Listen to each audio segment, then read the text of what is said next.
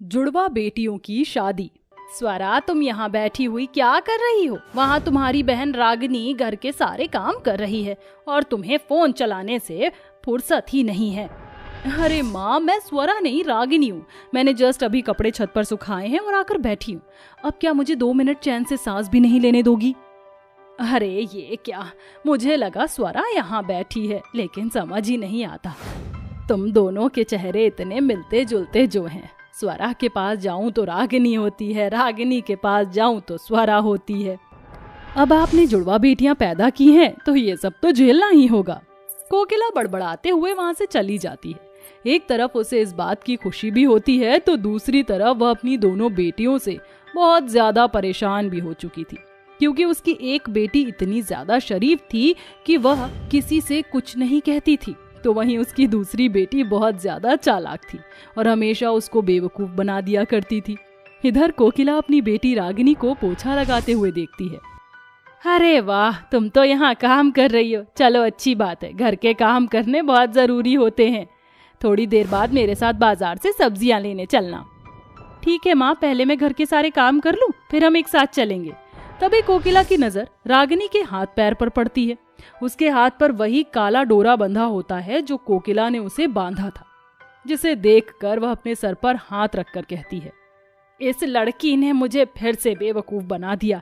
हमेशा की तरह ये मुझे बेवकूफ बना देती है। तू स्वरा नहीं बल्कि रागिनी है और स्वरा ने मुझे तेरा नाम लेकर झूठ बोला। अभी इसकी खैर लेती हूँ। कोकिला अपने कमरे में एक छड़ी लेकर स्वरा के पास पहुंच जाती है, जहां वह उसे ठीक करने के लिए उसके पास जा ही रही होती है। लेकिन स्वरा अपनी माँ की मार खाने से यहाँ से वहाँ भागकर अपने आप को बचाने लगती है। ये क्या कर रही हो? मुझे लग जाएगी। मुझसे दूर रहो। मुझे माफ कर दो, आइंदा ऐसा दोबारा नहीं करूंगी। सॉरी माँ, सॉरी। ऐसा बोलते बोलते वह अपनी चप्पल उठाकर घर से बाहर निकल जाती है। बस करो माँ, अब उसके पीछे क्या ही भागोगी। इस लड़की ने मेरा जीना हराम कर रखा है। अब क्या बताऊं, हर बार धोखा दे जाती है। अरे माँ, छोड़ दो ना स्वरा को। आपको तो पता ही है वो कितनी चंचल है। अच्छा माँ, मैं ये कह रहा था कि मैं जब रास्ते से घर लौट रहा था तो गांव के एक आदमी ने मुझे मेरी दोनों बहनों के लिए रिश्ते बताए हैं। क्या कहा? रिश्ता कौन है, कैसे हैं, हमारी बेटियां वहाँ खुश रहेंगी या नहीं? पहले ये सब जानना भी तो बहुत जरूरी है। अमीर परिवार से रिश्ता आया है माँ। परिवार भी बहुत अच्छा है। मेरी दोनों बहनें वहाँ पर खुश रहेंगी, ये मेरा तुमसे वादा है। अगर तू अपनी बहनों के लिए सोच रहा है तो तूने अच्छा ही सोचा होगा। चल ठीक है, तू रिश्ते की बात कर ले। रागिनी तो समझदार है, बाकी स्वरा को मैं समझा दूंगी।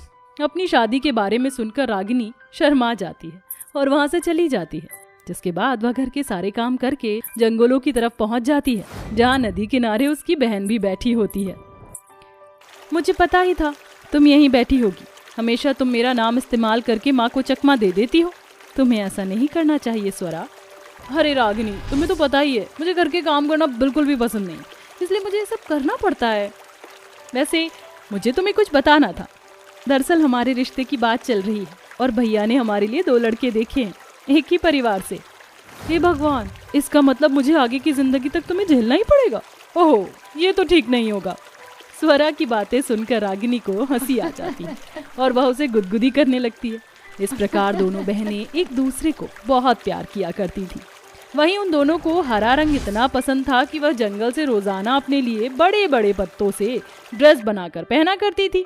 माना कि मैं घर में कोई काम नहीं करती, लेकिन मेरे अंदर इतना अच्छा टैलेंट है कि मैं इस दुनिया की नेचुरल चीजों से कपड़े बना सकती हूँ। ये देखो, मैंने तुम्हारे लिए कितनी प्यारी ड्रेस बनाई है पत्तों से। ये तो बहुत ही सुंदर है, तुमने तो कमाल ही कर दिया। चलो अब घर वापस चलते हैं, सब लोग हमारा इंतजार कर रहे होंगे। अपने पत्तों से बने हुए कपड़े पहनकर वो दोनों घर लौट आई हैं, जहां उनकी दोनों भाभियां उनसे कहती हैं, अरे आ गई सीता और गीता।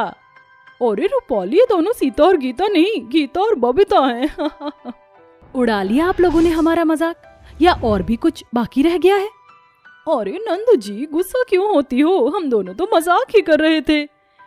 अब क्या है ना, तुम दोनों जुड़वा बहनों को देखते ही मजाक करने का मन कर जाता है, तो हम दोनों कर लेती हैं। तुम बोलो तो हम वो भी ना करें। रूपाली की बात सुनकर स्वरा गुस्से से अपने कमरे में चली जाती है, जिसके बाद रागिनी को देखकर वह दोनों कहती हैं, रागिनी, तुम तो बिल्कुल जंगल की मोगली लग रही हो। क्या पहना है तुमने ये? आपको नहीं पता क्या, ये जंगल के पत्तों से बने हुए कपड़े हैं, अच्छे लग रहे हैं ना? इससे हमारी बॉडी को एक फ्रेश एयर मिलेगी। रागिनी की बात सुनते ही दोनों जोर जोर से हंसने लगती। ये देख रागिनी वहां से चली जाती है। ऐसे ही अब धीरे धीरे उन दोनों बहनों की शादी की रस्में शुरू हो जाती हैं। हल्दी वाले दिन वह दोनों बहनें जंगल में जाती हैं और जंगल से पीले पीले पत्ते और गहने के फूल तोड़ कर ले आती हैं, जिससे वह अपनी हल्दी की रस्म के लिए कपड़े बनाना शुरू करती हैं। हे भगवान, ये सब क्या चल रहा है? रागिनी, तुम तो समझदार हो, फिर भी तुम स्वरा का साथ दे रही हो। कुछ दिनों बाद तुम्हारी शादी है और तुम यहाँ जंगल के पत्तों से कपड़े बना रही हो। अरे माँ, आपको तो पता ही है हमें हरे रंग से कितना प्यार है और हरियाली तो हमारे लिए बहुत मायने रखती है। बस इसलिए हम चाहते हैं कि हम अपनी शादी में इस हरियाली का खूब इस्तेमाल करें। लेकिन बेटियों, आजकल मार्केट में कितने प्यारे प्यारे सुंदर और हैवी लहंगे चल रहे हैं, तुम्हें ये पत्तों के कपड़े ही क्यों पहनने हैं? माँ, आप देखते जाओ, पूरी शादी में आपकी दोनों बेटियां ही अलग चमकेंगी और कोई दिखाई भी नहीं देगा। कोकिला अपनी दोनों बेटियों की ये बातें सुनकर हैरान रह जाती है, जिसके बाद वह बाकी के काम करने चली जाती है।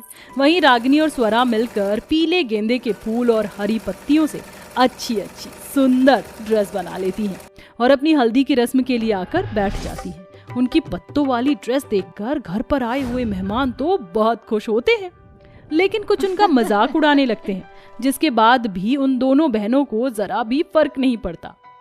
अगली रस्म मेहंदी की रस्म है, चलो उसके लिए भी अपनी तैयारी आज से ही शुरू कर देते हैं।